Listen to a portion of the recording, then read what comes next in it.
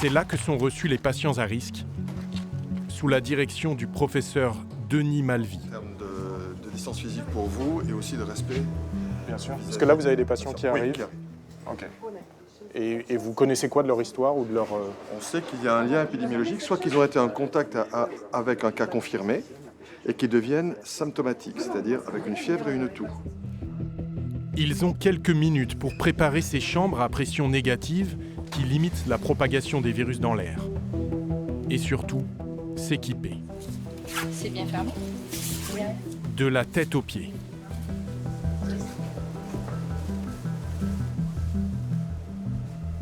Je porte une surblouse, un tablier parce que c'est moi qui vais effectuer le prélèvement.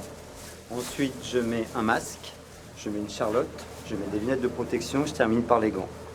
Et une fois que je suis équipé, je rentre dans la pièce une fois que le patient est installé aussi. Ça vous fait peur? Non, je suis formé pour.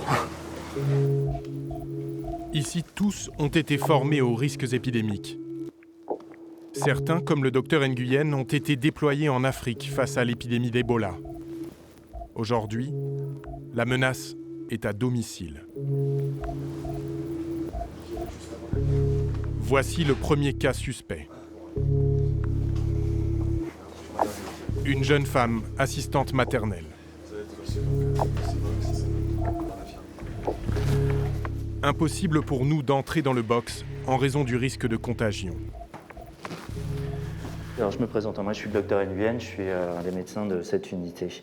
Vous avez effectué un séjour... À Milan. Vous avez commencé à présenter des symptômes, c'est ça? Mais en fait, depuis lundi, j'avais toujours le front chaud.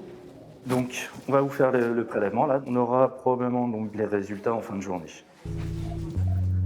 Le dépistage du coronavirus est effectué grâce à cet outil.